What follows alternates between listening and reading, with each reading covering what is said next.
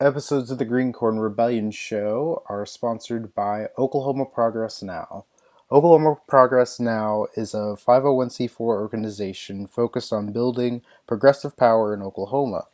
Their primary efforts are on developing progressive content for a 21st century audience, coalition, and capacity building across progressive organizations and causes, and working to see elected leaders who are more responsive to their constituents and the needs of the many. Areas of focus include progressive messaging and communications, coalition building and resource sharing, and focused progressive policy goals. You can check out their Twitch live streams, and they go live on Facebook on at noon, Monday, Wednesdays, and Fridays. Please support this organization. It's a really great organization. It's just getting started here in Oklahoma. Thank you. Now enjoy the rest of the video.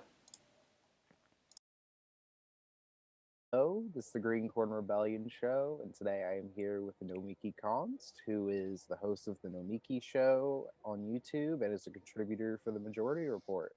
How are you doing today? I am as great as one can be amidst, post coup. Hopefully, post coup. Hopefully, we don't have any more coups coming, despite everything that they're threatening. But as great as you can be in the middle of a coup pandemic situation. Yeah, I would say the same for myself. Um, so before I get started, I wanted to tell you part of the reason why my show exists is because of you running for New York City Oh Advocate my a few god. years ago. Because whenever like it was 2018 or so, and I was watching TYT interview you, and I think you even got interviewed on Majority Report. Mhm. And I remember also seeing um, who else got interviewed that time. Like there was other people who were candidates running in New York and in California at the time, and I was thinking to myself, I was like, how come we don't have something like this in Oklahoma? Like we have progressive Oh, that's candidates, great. and no one interviews progressive candidates, so like someone needs to do that. And then I thought, oh, maybe I could do that. And so part of Oh the reason wow. why I got my inspiration for my show was because you were on TYT getting interviewed. So yeah. That's amazing. And you know what? I think what's really incredible about that is there has been such a massacre of local media, local like newsrooms over the last 10 years because of the 2008 economic crisis and newsrooms and like the technology kind of the way that newspapers used to function and they were monetized, it just technology slash the economic crisis affected them, and they first cut the local newspapers would cut like investigative reporters and they'd cut state house reporters so you couldn't get corruption from the beginning in politics, and then they just slowly started to slice and dice papers, and so you don't have a lot of local real like hearty local news anymore. And it's important especially because you don't like you're fighting against these monopolies. And I think it's incredible that you're focusing in on your community because this is because people look for it and then they find it, and it might not be a national audience, although I think you've got quite a big audience, like a not just a Oklahoma based audience, but it's extremely valuable. And so thanks for doing that. It's not always the sexiest thing in terms of punditry, but it is extremely important, and it's how we make change. I mean, that's how we when we go local, we win. So thanks for doing that. That means a lot. Yeah. I've always wanted to tell you that for a long time, and I was like, Oh, I finally get to tell her. oh my So god. yeah. Well, first question I have here is where are you from and where did you grow up? I was born in Tucson, Arizona. I lived there until I was 5 years old. My mom's side of the family moved from Chicago, that's where she was from, to Tucson. I'm giving you like the whole history in the 60s. And so they were early residents there. And so I have my mom's side of the family, cousins, my grandparents were there. We'd go there for every vacation. But I grew up in Buffalo, New York, just outside of Buffalo, New York, where my dad grew up. And it was the part I grew up in was very rural, and I lived on like 27 acres of land that was formerly farmland, and in an old farmhouse. Had a very like rural upbringing, but simultaneously in an industrial, post-industrial, I guess, city. So I grew up in the 90s, and I saw Buffalo, New York, or Western New York, as many people call it who are from there. Buffalo, New York was hit extremely hard after NAFTA, but it really started in the late 70s with these early trade deals. So, I grew up when like these factories were dilapidated and falling apart, and it was just a rough, dark city, similar to, how people look at a lot of the Great Lakes cities, whether it's Detroit or Cleveland or, Pittsburgh, although it's not on the Great Lakes, but, there's, it really affected the town. And so that's kind of the lens of which I grew up in, and my parents were very engaged in local politics. And so that's how I got into it. Was that the question? Did I answer the question? I already forgot. It was part of the question. The next question was, how did you get started in getting active in politics, and what made you want to be active? Um, Great question. So I think it's kind of in my DNA. I don't think so. I know so. My grandfather, although we didn't agree on politics, he was very involved in politics on my dad's side. Um, and then I think back in Greece, where his family was from, they were very involved in politics as well. So it's definitely something in our family. But also just like Greek culture, it embraces debate and conversation. Rarely do they take things personally. They can be screaming at you at the dinner table, and then you're just like 2 seconds later having a drink. No one takes it personally. So I was very prepared for punditry in that sense, because real life pundits usually don't take that stuff seriously. You can debate on air. Um, but I think when I was a kid, I always gravitated towards just the events that were in the news, from the moment I could process what was happening. And I remember when I was in third grade, uh, getting into like debates with other third graders about the presidential candidates. and, and at that time, oh my God, my dad was supporting Ross Perot, which is like, he quickly switched over. But my dad grew up as a Republican, and then he became a Democrat, and now he's like he's like a Bernie crat all the way. He is evangelizing the universe that he's around. But when I was in elementary school, I, just like little conversations. And then my dad got really involved in politics, and he got involved with the Democratic Party. And um, he had the opportunity to go to the inauguration of Bill Clinton when he was inaugurated for the second time, and just through local party stuff. Back in the old days, local parties used to exist, Yeah. and they would send people. They didn't have to be donors. They didn't have to be lobbyists. They were just like real life people who were active. They'd say like, we can get you tickets to the inauguration. And my mom didn't want to go, and I was like, sign me up. So he took me to the inauguration in 1993. No, I'm lying. That's not right. It was 1997. Sorry. 97, yeah. 97. Yeah. I was 13 years old at that time. And it was freezing cold, and almost as cold as Barack Obama's inauguration, which I was at also with my father. And we, and I think the bug probably hit me before that, but I mean, I didn't know anything. I just knew names and faces, and I thought like, I mean, you have to understand, this is 13-year-old me, and there was like a woman who was the first lady, and I thought that was the coolest thing, and I ran into her, and I got a picture with her and Al Gore, and it was just like, oh my God, it's the So craziest thing. It was just like her on the street.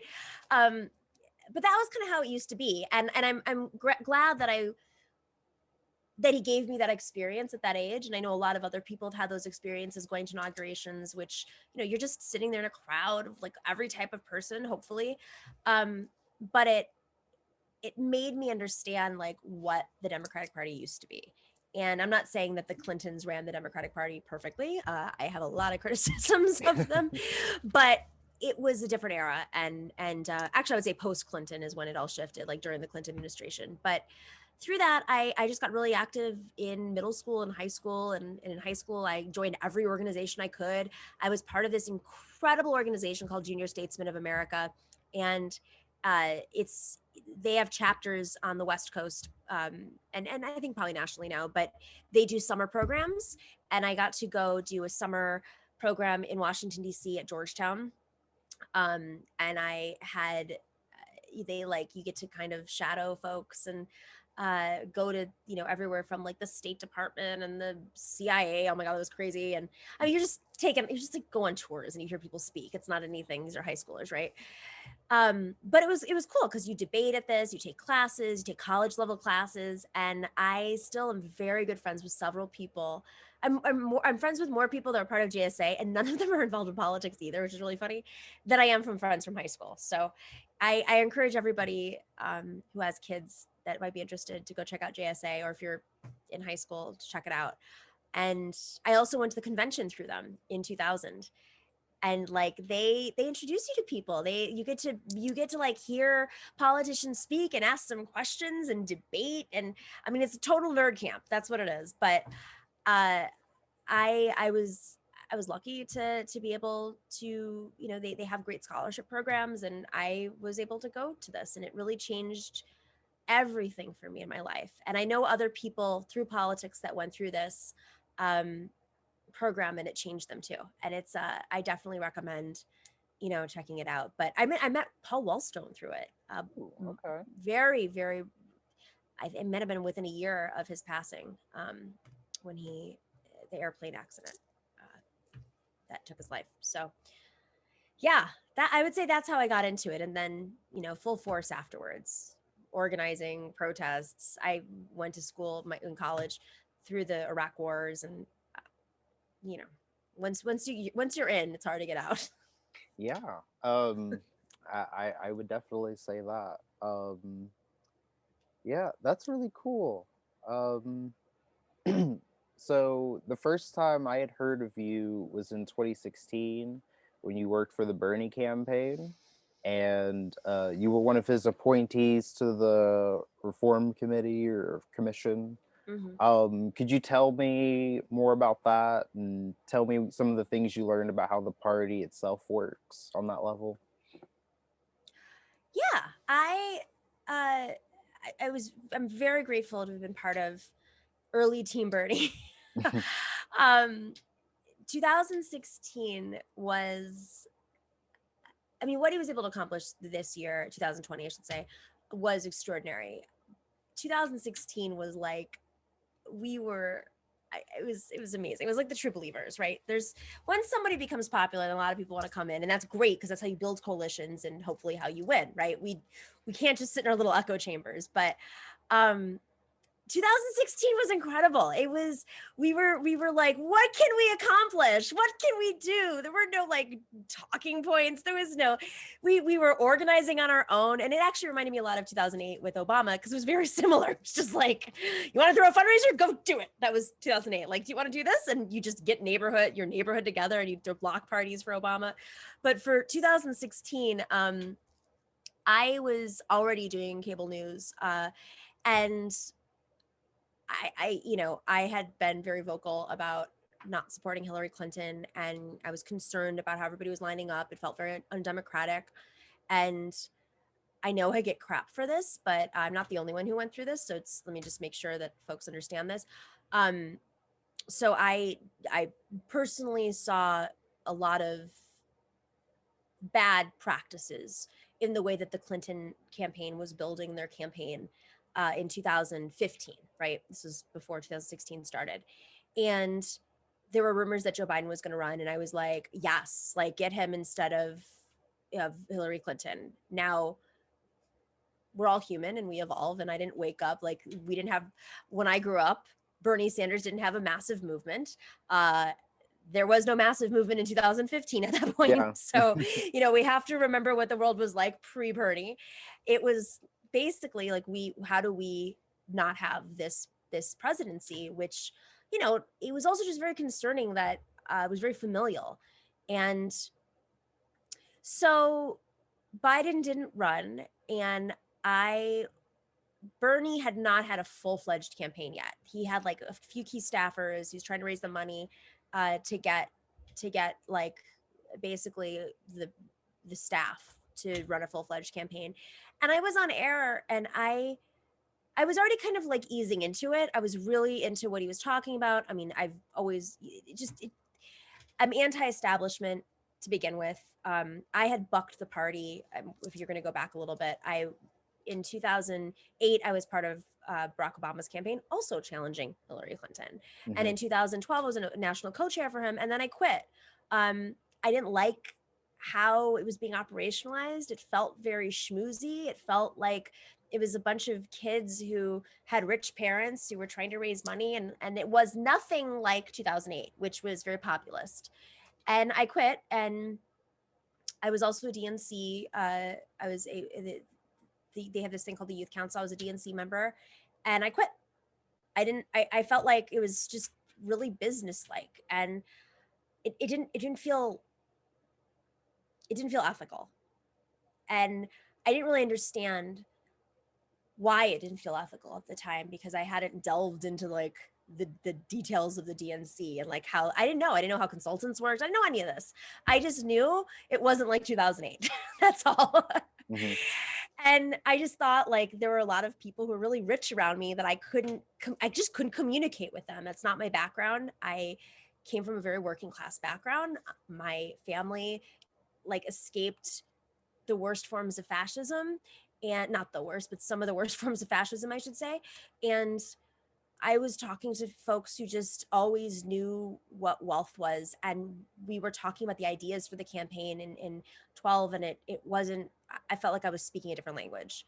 And now I understand what was going on. But that was kind of like when the light bulb went off. I was like, what is going on? I don't understand what happened. Yeah. Like all the cool people were like purged from the campaign. And then this leads to the DNC stuff. Then I just started kind of like revolting against the Democratic Party. Like something just went off in me, and I was like, I want to investigate politicians. I want to, and I kind of went, I mean, I think a lot of people have these moments in their lives, right? So in 2013, I believe, 12 or 13, I started an investigative news fund with the late, great Wayne Barrett, who is a really famous and wonderful investigative reporter, the first investigative reporter to ever research or do any stories on Donald Trump, wrote a book on Donald Trump, wrote 2 books on Giuliani. He died the night before Trump was inaugurated. He was already sick. It wasn't like anything, mysterious or anything. But like, I'm flash forwarding a few years, but essentially what had happened was I got really into investigative reporting, which we talked about a little bit at the top of the show, and the crisis that was happening. And seeing how so many local lawmakers were just, this is like the height of the Tea Party, right? Like the just blatant corruption, and was not being investigated. And we started this project together, and unfortunately he got very sick. But that was how I started to get into the details of like how party structures work.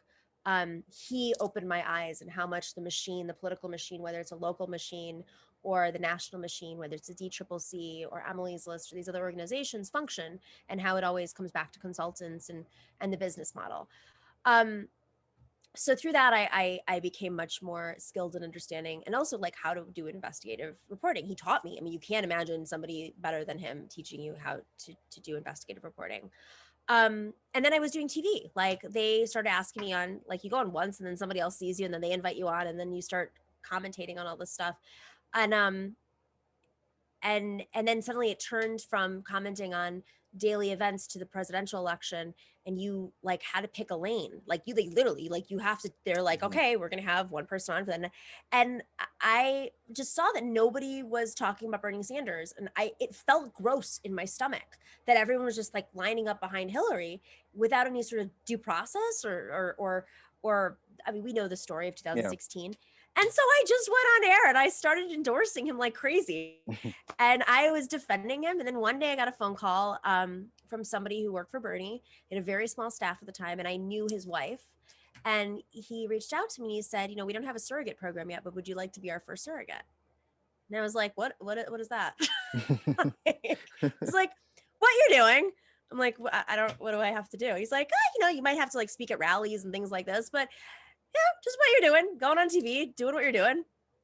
And I'm like, what if I don't say something right? He's like, you'll be fine. And so there, that was 2015, 16, 17. For me, I mean, I was already doing cable news a lot, but I like, and it was crazy. I mean, it was not only was I doing like several different cable news networks a day, where I brushed up eventually against a lot of these Trump people who some are in jail, some are some of them like have fled, some of them are still in there, like Haley McEnany. And I mean, it's just an incredible, it was an incredible piece of history. But with that, simultaneously, going out on the trail for Bernie in 2016 was just the most moving experience. The rallies, the surrogate family, like all of the surrogates, we would travel together, and then we just decide, okay, so Bernie's not doing something here, so let's go organize on our own. And so we'd like get an RV, and then we'd travel. And these are the stories that'll someday, if I ever write a book, will end up in the book. But 2016 was moving. And part of what was happening was we started talking about super delegates, and I was on air, and I happened to have this like background understanding of how parties work. And so I started calling folks up. Well, who was on the Hunt Commission in 1980 that created super delegates, or 81, whatever it was?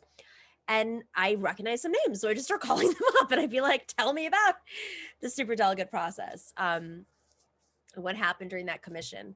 And then I would debate people, and they didn't understand they didn't know the DNC rules, and they would say like, well, math is math. I was like, there's no math. That was the famous line. Like, it's Yes. the math. I'm like, there is no math. Super delegates don't count until you're on the convention floor. And then one time somebody like started yelling at me on air, and the reporter was backing them up, and I pulled the DNC rules out. I said, oh, how funny. I have the DNC rules right here. And so it was a different level of punditry, and that's why they don't have me on cable news anymore. But that Larry Cohen was the vice chair of the DNC Unity Reform Commission, and he presented the idea to Senator Sanders, and that's how I ended up getting onto the Unity Reform Commission, and specifically the party committee with Dr. Zogby. And Dr. Zogby and I just went in there and we're like, we have nothing to lose. Let's do this. So we lit the place on fire. And that's that. 2016, 2015, 2016. So I was a senior in high school during that whole primary. And this is when I first started deciding to get into politics. And I started a Young Democrats group my senior year. And it died after I left, but still, I got it started, and, I met people, and that's when I started like learning about the party and how it works and what super delegates are. Like, I'd known about super delegates, but I didn't know like who they were specifically. And, like I think Oklahoma had 4. I think we still only have 4, and it's our vice chair, chair of the party, and the DNC committee man and committee woman. And so I learned who all those people were, and that's so cool. And I love that. And I think the vice chair at the time was Connie Johnson, and she was a Bernie supporter. She was one of the only like Bernie supporters, like of our 4 super delegates, she was the only Bernie supporter. And I had remembered her from when I was like a kid, and she was on The Daily Show because she had authored an amendment to some anti-abortion bill that was in our legislature. And I remembered her from that, and remembered and I was like, oh, that's so cool. And then I got in contact with her and invited her to come to the school and speak. And so that was like really cool at the time. And what else? But yeah, then I had ended up meeting the chair and the DNC committee woman at the time. So, I'd gotten to know how this stuff worked and started going to county party meetings and stuff like that.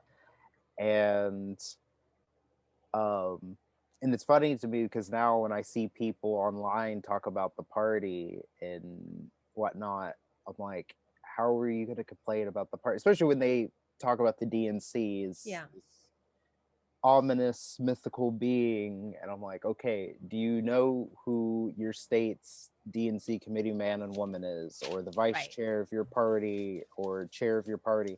And they don't know, and it's like, okay, well, like, stop complaining, just like online in the ether, go Right. find out who those people are, and if you don't like them, go run against them at your convention or something, because it's not like it's, you know not saying it's easy to do so, but like, that like a lot of people just don't know these things, and then when you try to put them in that direction, they still don't care to try to, you know, change something. And And yeah, most of the states don't have really vindictive machines. yeah, I live in New York. That's absolutely impossible for me to do. yes, Not all of New York State, but yeah, for me in Queens, it's like phenomenally impossible. And so, but if you live in a state like Oklahoma or Wyoming, or especially the western states west of the Mississippi, yeah, um, in general, it's a little bit easier. I mean, oh yeah, once if you get to like Jersey and Pennsylvania and Illinois, even to an extent, Maryland, it's really hard to crack those DNC, those Democratic parties. But um, yeah, I mean, it's we have. I don't think people understand the makeup of the DNC. They're like, oh, that's all. You're a DNC shill.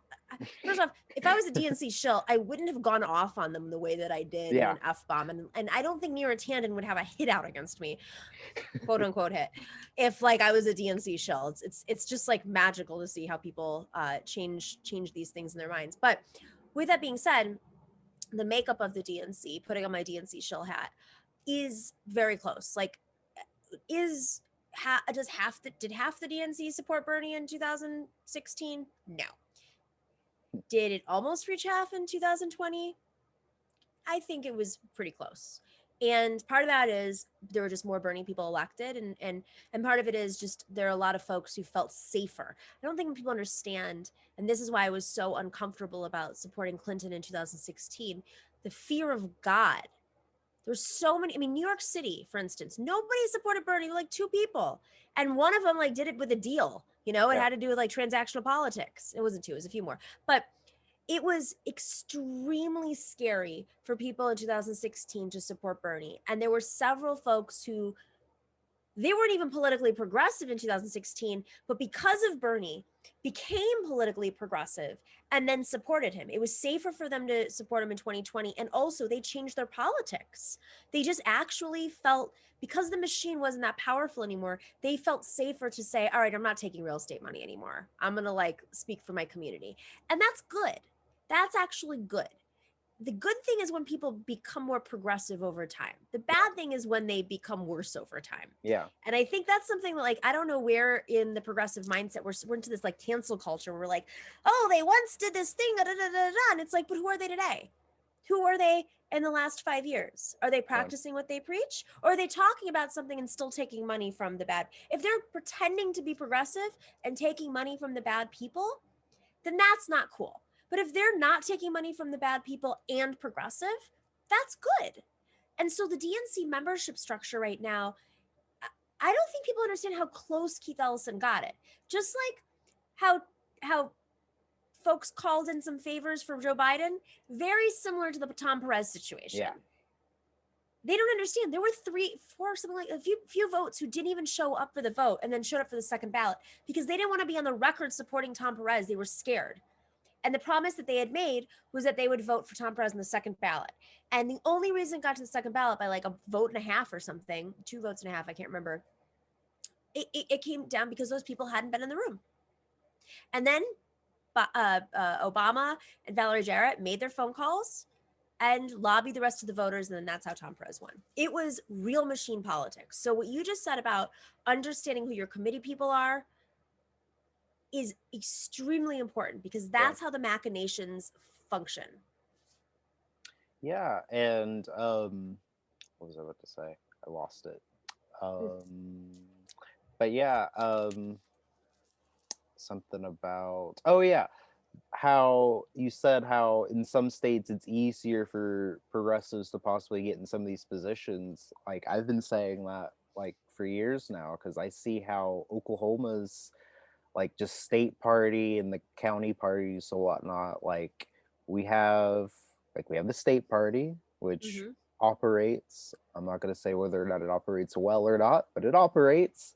Mm-hmm. And then you have like a handful of county parties that are active, and usually it's the more populous counties like Oklahoma County, Tulsa Right. County, Cleveland County.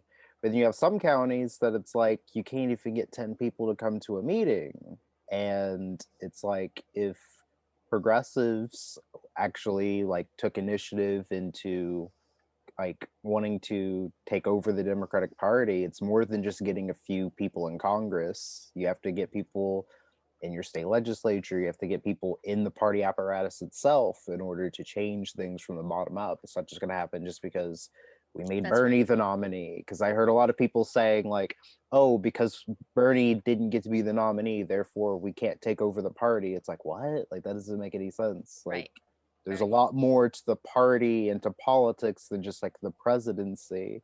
Because even if Bernie got That's to be right. president, he wouldn't have had a whole lot of allies in the Senate and in the House. And whose That's right. fault is that? That's like us as the progressive movement deciding half of us were going to dim exit, and then the other half of us in already somewhat blue states were going to, push forward with progressives taking over at some of these local level positions. So it's like people don't understand how some of these things work outside of just like the presidency, and then barely Yeah, and understand how that works. and it's important because like in light of recent events, I don't really buy that many people were part of exit. It didn't when you're looking at the data, like it's I mean, it was going across the country with people in the Bernie campaign, and there were always a couple of people here and there, but for the Mhm. most part, I mean, some of them are Republican now. Yeah. Let's just be real. Um, and maybe they were before. Maybe they just supported Bernie. I don't know. I mean, at the end of the day, like when you see the squad and when you see Cory Bush enter Congress, that's because we had folks who realized the only path through is by running. And will they be perfect? No, because they're humans. By the way, Bernie's not perfect. Yeah. Hate to break it to folks. Everybody's, I mean, we're all imperfect. I'm imperfect. Bernie's imperfect. AOC's imperfect. Corey's imperfect. Nina's imperfect. We all are imperfect. We're all human beings who operate in this space. It's why Michael Brooks said, be kind to people, be kind and ruthless to institutions. It's why I was ruthless to the DNC, right? That's how you break apart. You don't try to cancel your own people, your allies on your side. That's not how this works. So I really believe that we're larger than people think. And some of these debates are, it's not like they're online debates because some people, hear it and then it becomes a reality. They see it Yeah. online. But I don't think it's as large as people think. I mean, Okay. look how many people voted for Bernie in the primary. Yeah. He almost won the nomination Twice. twice. And this time around, I mean, both times around, but this time around in particular, I mean, they had to like really do some mental gymnastics, orchestrating and doing things, and COVID did not help. And you can't like, there's no way of there's nothing he could have done about that. But I just don't buy. I feel like if you don't recognize the power of electoral politics at this point, then I don't know what planet you're on. Yeah. Like, Yeah. not you. I know you get I, it, but yeah. yeah. I'm on Earth, at least for Yes. now. Yes. Until Elon Musk gives you a path. Exactly. Until he starts funding my show. That's Yeah, it. I'm sure he'll do that. um so tell me about the time you ran for New York City public advocate. The time This I is ran like for this is a position I've never heard of Yeah, before no in one any had. other city. Like, and I'm just like, I don't know what this is. So tell me about that. So it doesn't exist in most cities. I think California, like LA, has a version of it in some sort. The position was intended to be the check on city council and the mayor's office and really the whole city, and do investigations and work with the controller when needed to audit and to figure out when city agencies and departments don't function properly, right? And the budget's not great. It's not a huge budget, but there's a lot you can do and be thrifty with the budget. And um, it's an investigative position. And it's literally like in the charter as an investigative position, but it really hadn't been run that way. I mean, the position itself pays very well, just like the city council pays Mm-hmm. extremely well in New York, even for New York, which is expensive. Um, and yet this position has sort of been like a place where people just like chill, stay in the papers until they run for the next office. Hmm. They'll do a bunch of press conferences. They'll call out anybody who's safe to call out. You know, they have their little dirty landlords list, but you know, for the most part, you've never seen anything come out of the public advocate's office that truly, truly takes on the system. And I ran in a special election, which was about 4 months, 5 months, something like that. But really, I mean, the heat of the election, it was called at the beginning of the year. And so it was about 2 months total. Um, it was just a couple months after AOC had gotten elected. And the machine was like freaking the F out because they were like, how do we calm this down? And then I was like, I'm running for a public advocate. And they're like, what?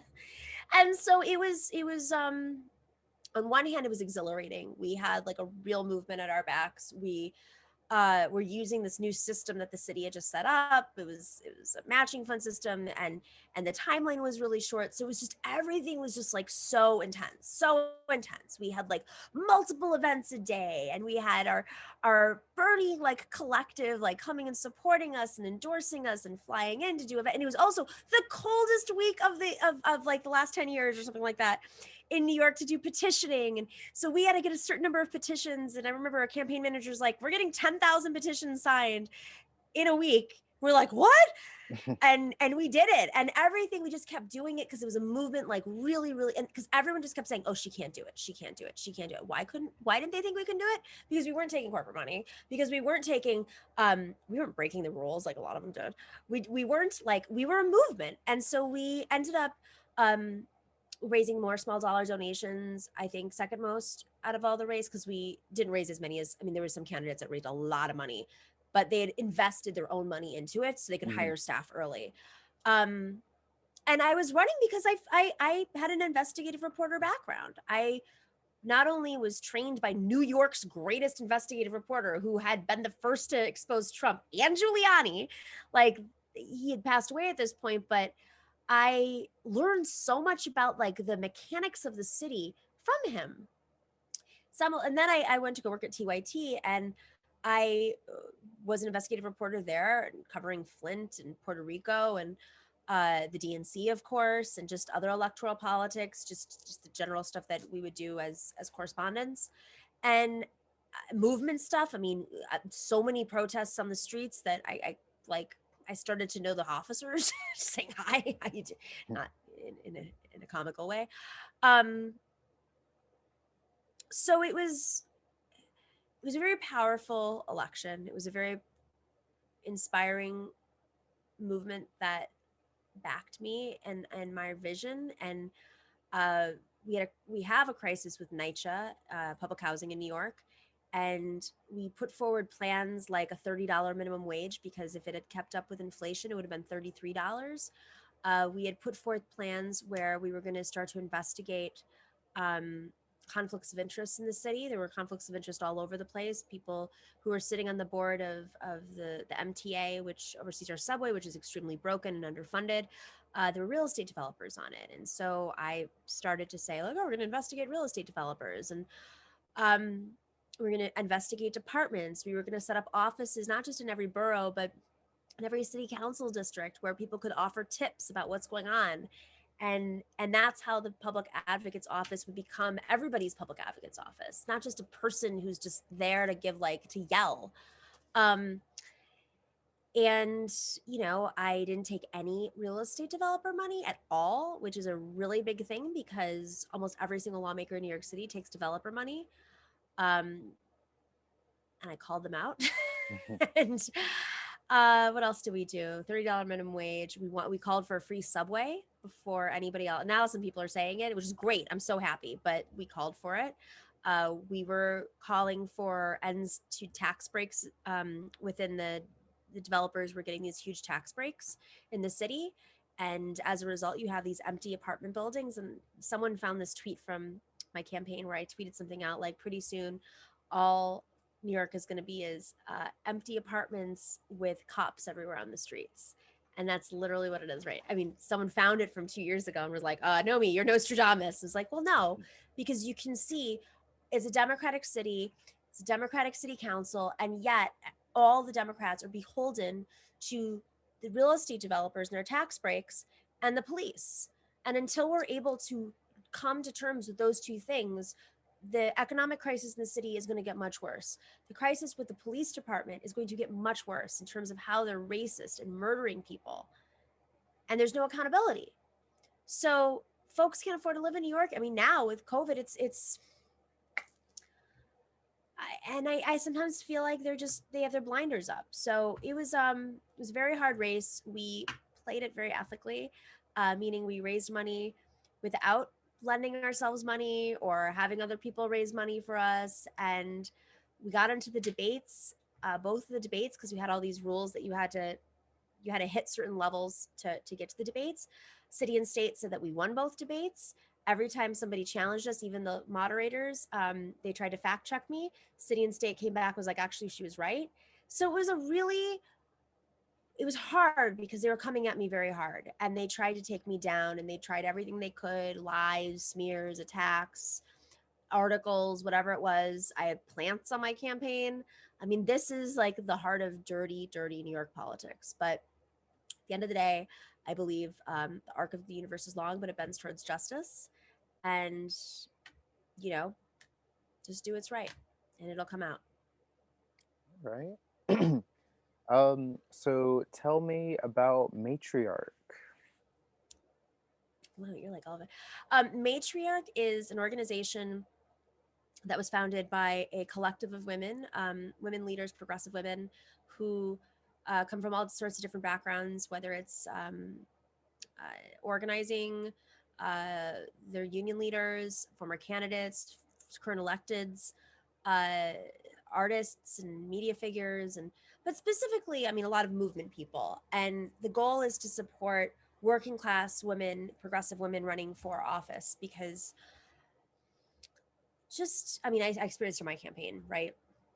But others experience it much, much worse, especially when they don't have the time. I mean, it was the condensed time period of my race was just like, I don't even remember my race, to be honest.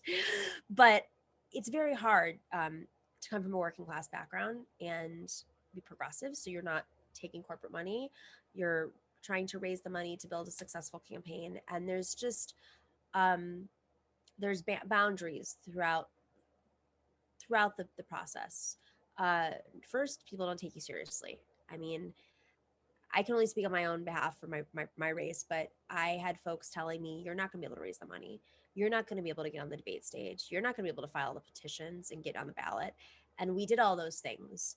And that was just sexist. That wasn't like, I don't know why not. I was like, I had a big following and like, it just didn't make sense to me. They were just trying to scare me. Um, but after my race, talking to other people, I realized who'd run for office, women who'd run for office, they had heard a lot of the same things. And they had been punished in many of the same ways. And just we've been talking about matriarch for years. It was before my race. And we decided we wanted to start this to help working class women run.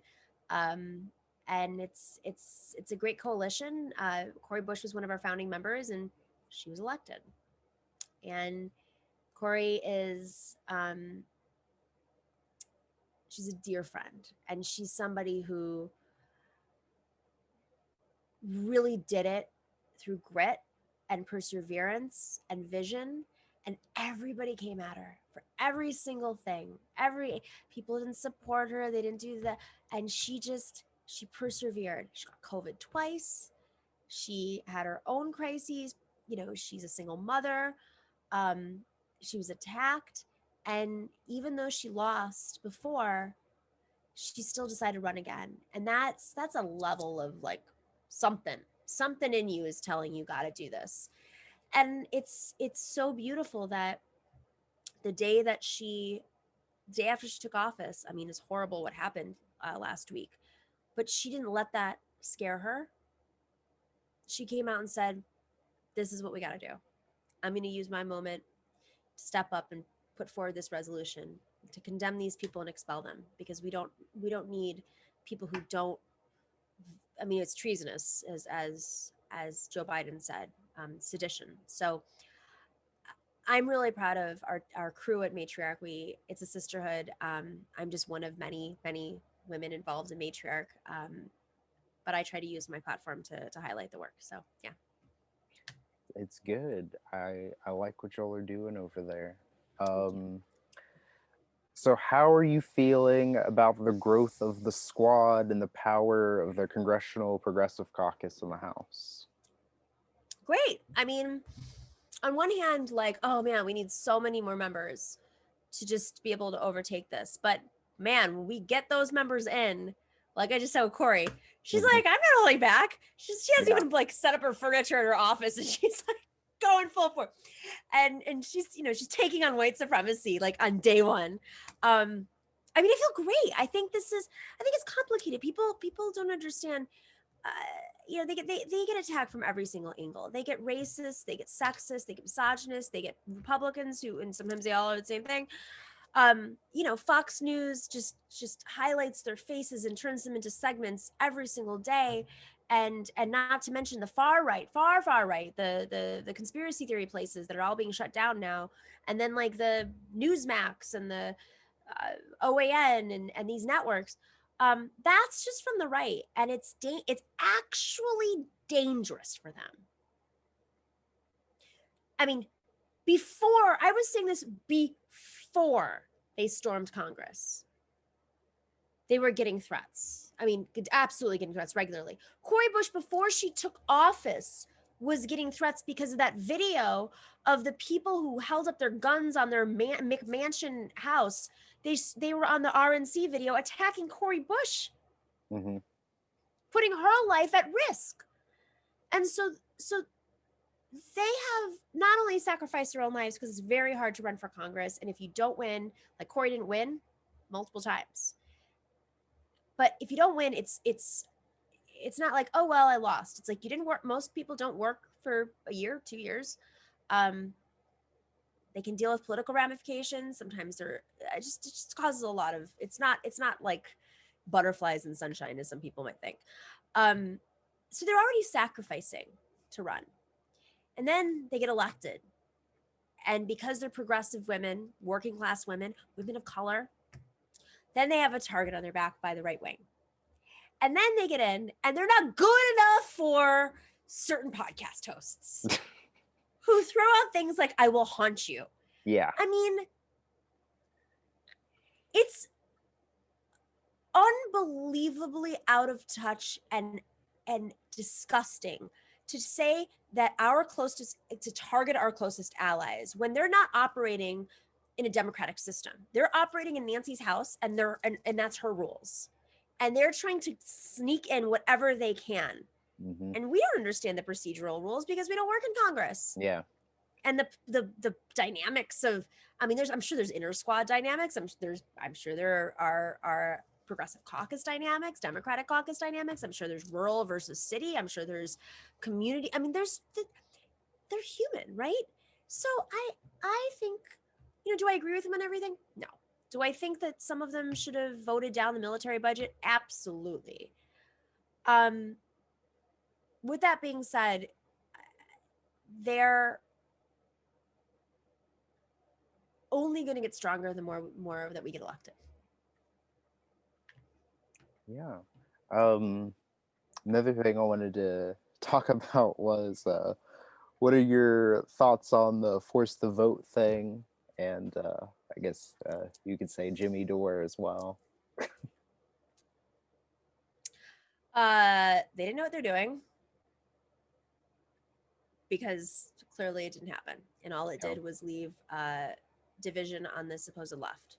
I'm a podcast host. I also have, as you know, organizing experience, and it was really shocking to me to see somebody step up and declare himself the leader of the Medicare for All movement, having not supported a candidate who supports Medicare for All, let alone ever been involved in any of the Medicare for All fights, the organizing. I mean, I wouldn't say that about myself. And I've been there with the nurses. I have traveled across California for Medicare for All. I've been to rallies. I've circulated petitions on the ground. I've made, I don't know how many phone calls, but I would never say that because it's just, it's just not normal. It's not Yeah. normal. Bernie wouldn't say that about himself. The nurses wouldn't say that about themselves. And they are the leaders of this Medicare for All fight. So to me, it was vapid. It was predatory on people who have been hurting in this pandemic, including myself, frankly, which I'm cautious about sharing my personal story because anytime I share anything, people like rip it apart. But I think it was misguided, and I don't know what the intentions of these folks were. I'm not saying the people who were supporting it. I think folks who were supporting it were doing it for the right reasons, and I want to make that very clear. But most people don't understand procedural rules of Congress and or politics, like the games of politics. Like, and you shouldn't have to. That's not how this works. Yeah. But I know he made a lot of money off of doing it, and he has not apologized for being wrong on his strategy. He's not apologized for putting squad members at a physical risk. He's not apologized to the other female hosts he's attacked who've been doxxed and threatened. And that is a result of his actions. Meanwhile, he's hanging out on Parler. So I'd like to know, which side are you on? And and um and anybody who is defending him by going after other people, being his like his I don't know what you want to call them, like his capos. I like mafia movies, so I do a lot of those references, just so you know. It's why are you doing it? Like what's the point? Solidarity is about working together, and I mean, I just find it very interesting how they've evolved from force the vote to Julian Assange to censorship, and always there's Syria involved. It's like really weird. Yeah. They're all over the place, and then instead of talking about force the vote, they create smear and hit pieces on Ines Kasparian and Ben Dixon and myself, and they go after Sam Cedar, and they go after other people who challenge them, and they just like ruin their reputations or try to ruin their reputations by just saying false things about them or taking things out of context. They took a picture of me and Roger Stone, and they're like, look, she's friends with Roger Stone, she should talk. And I was like, that photo is from when I was ambushing him to like yell at him. I was like, you can't just Wow. Yeah. Yeah, with Jimmy Dore, like oh wow. But like because to me, I think for him, it was a money grab for him, but also it was like this whole like force the vote strategy thing for him. And he pretty much outlined it in his whatever video it was that he first did, where he talked about this, where basically for him it was, if the squad doesn't force this vote or try to force the vote, then it proves that they're sellouts, which proves him right. And then if if they do force the vote and it fails, then it also proves him right, because therefore you can't ever get change through the Democratic Party and whatnot. And so regardless of what happened with this, he was going to win either way. That's right. And that was the whole point in not separating the strategy itself from the person, because at the end of the day, like, that was the whole point, was he wanted to prove a point about this. It wasn't about actually getting Medicare for all, even though he tried to make it about that, but that was not what it was. And for That's Jimmy, right. it's his own little narcissistic little thing he has going on there with his little grift of his show. And oh wow, and it's amazing that people still defend him after all the crazy stuff he's said and done over the years. Like, I mean, I was a fan of his for a couple of years, but stopped like 2 or 3 years ago because it was just like I can't, like, I just couldn't deal with him anymore in whatever it is he's trying to do. But yeah. I think you know, what really concerns me about it is I don't think a lot of this is actually coming from the left. Hmm. I'm not saying that some people on the left don't support him. Without a doubt, there are people who Yeah. support him, but I'm fairly certain that there's a lot of right wing support of him, and um, it worries me that like we go into these online spaces and we get sucked into these arguments that are not real life arguments. I mean, when I say they're not real life arguments, sometimes they can play out in real life. Absolutely. I mean, you can without a doubt become popular online and have that real life experience. But I think some of this is there's a lot of trolls that have like 4 followers and launched like 5 days ago. Um, I get I keep blocking, I keep reporting people, so I keep getting, this is before they started purging people. Yeah. Twitter keeps saying like, should we shut down this account, we shut down, or we, because it violated standards or was not a real account. And so troll farms are a real thing. What my question is like, well, who's behind them? Like, I don't think Jimmy's buying a troll farm, but Yeah. like, why would someone buy a troll farm to defend Jimmy? And I don't know if it's the right way. I don't know. I mean, I Yeah. think we've seen this play out in a lot of elections globally. Same strategies, but there's this reporter from the Philippines, and I want to get her name right because it's Maria. She was the Times Person of the Year, I believe, in 2018, and she was interviewed about it was Maria Ressa. She was interviewed about being a journalist standing up to Duterte, and she was getting troll armies, like attacking thousands of tweets an hour. And I recognized only from my own perspective that I was getting 1,000 tweets attacking me an hour. And I was like, who are these people? And they all have like similar things in their, and I'm sure there's some people that are real, but what happens is it creates this illusion that it's real. So other people who might have an ounce of the same beliefs are like, okay, I feel safe to say these things too. Real people, Yeah. they're in for the right reasons, or maybe not the right reasons. And so it becomes amplified. So Maria, who is this incredible reporter who's been courageously investigating corruption in the Philippines when journalists are being killed by Duterte, and she said, "You don't know it until you experience it, and then when you experience it, you're like, this is not real." Because it's just, we Hmm. all live online. Yeah. I live on YouTube. I know the metrics really well because I like live in that space, and it's not that they're real life troll. They're like not real. They're just not. And so I think there's this illusion. And what was amazing yesterday when they started shutting down all these like accounts on Twitter and Facebook and whatever, these right wing accounts, to see certain right wingers be like, I lost 15,000 followers, I lost 4,000 followers, I lost this, I lost that. And I lost none yesterday. I'm just saying, in one day, I lost none yesterday. But when I started reporting people like crazy a week and a half before, I lost like 15,000 followers. Hmm. But that was because those accounts were fake. And I Yeah. didn't realize that even my own followers were fake. So we live in this like very paper tiger world. And that's the importance of it is like, yes, you can shift conversation, you can shift debate.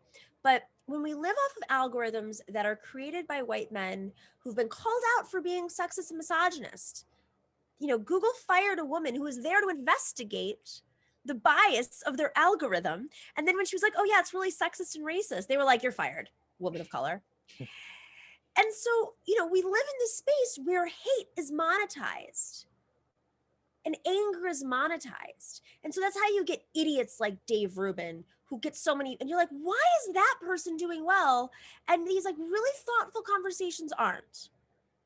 And it's because it's built in the monetization.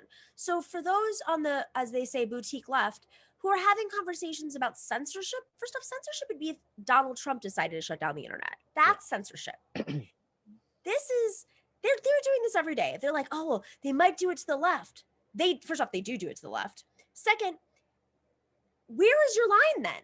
If you don't shut down Donald Trump's account now, when are you going to shut it down? And there is full reason to. He incited hate. Those are exemptions to free speech. But even then, it's not even a free speech issue because it's a platform that he buys into and he signs off on. Furthermore, it's not an equal playing field. If I went on YouTube and had the same playing field as Jimmy Dore did when he launched, we would be, but that's not the same. That's not true. It just doesn't happen. Yeah. It's because the algorithm is geared towards hate and misogyny and racism. Yeah. So there you go. You wanted my thoughts? There you go. Last question I have here is, what kind of music do you listen to? Oh my God. So funny, because before we came on, and I don't know how many people, we were having some mic issues and I had music on with my speakers. I'm really into like everything. I mean, I love like beach lounge music right now. That's I don't know what that genre is. I guess it's like chill music, and I don't know what the genre is, but I like things that like send me to my happy space. So I like to think, during the day when I'm working, very stressful world that we live in, playing the music that reminds me of like being on a beach somewhere and listening, like one moment of my life where I'm like on this beach and they're playing really cool music, and I kind of fantasize about that. I love Latino pop. And also like the artsier stuff, like Julieta Venegas. I mean, she's been around for a long time, but I studied in Mexico and I've spent a good chunk of time in Latin America. So I like, when I was in college, I like only listened to Latin pop, and so I love it. Yeah, I think that's it. I love classic rock. I don't know. I have a really eclectic like interest. It just depends on the mood. No one ever asked me that question, so I don't know. Really? Yeah. I don't know. I love global music, like really into global lounge music and anything global. People don't know I speak 4 languages, so I like to kind of, my New Year's resolution is to practice my languages more, because I spent a lot of years studying French, and I feel like it's just like going never studied Spanish, just went to go live in Mexico and picked it up that way. So I'm doing like conversational groups online now. It's kind of a fun little thing. And so listening to global music like gets me in that mindset. Yeah. Okay. What about you? I don't know if you can tell. Can you see the poster behind me? I can't okay, anyway. No, but no, it's I mostly listen to stuff like heavy metal. Like I mostly listen to like Korn, Limp Bizkit, Slipknot, Linkin Park. Wow. Stuff like that. Yeah. It's really so I lived in Greece. I'm Greek, so that's my background from there. I lived in Greece and they love heavy metal. And I mean, it's like everybody loves it. It's not like a niche thing. It's not like a genre. Everybody loves heavy metal. It's really so weird to me. So my friend who's American, he's been living there for like the last, I don't know, 4 years or so. And he's very good at karaoke. And when we were in college, went to college together, he's Greek. He was like the karaoke king. He does a show. He has his karaoke list. Like everybody starts, screaming for him. He's like a little rock star. So I go to karaoke with him and I'm like used to it at this point. So I'm not, amazed by his jam, but people do heavy metal for karaoke. It's like 3/4 of the karaoke. It's so weird. I was like, what's going on? And Friends. That was the other funny thing. My friend and I were like, what's going on? So every single karaoke, someone will play Friends, or multiple times actually, and the entire bar will lose their minds to the Friends song. And I remember I was looking, I was like, our faces were just like, this is so weird. I don't get it. That is weird. That is so weird. Oh wow. Yeah, yeah. But yeah, thank you so much for coming on. It means a lot to be able to chat with you. Um, where can we find you on social media? Before I delete all of my social media, you can find me at the Nomiki Konst on Twitter. You can also, yeah, please, like, if you don't agree with the trolls, please debate them, because like I'm not engaging anymore. You can also find our show at the Nomiki Show on Twitter, on Instagram. And of course, our show is at youtube.com/the Nomiki Show, patreon.com/the Nomiki Show. We have a new book club that we've just launched, so you can check that out at patreon.com/the Nomiki Show as well. And it might be too soon, but we're going to launch a show soon. So I'm kind of excited about that. So you definitely want to check it out, because we have a really cool show that we're about to launch in, I don't know how many weeks, but a few weeks. All right, cool. Teaser.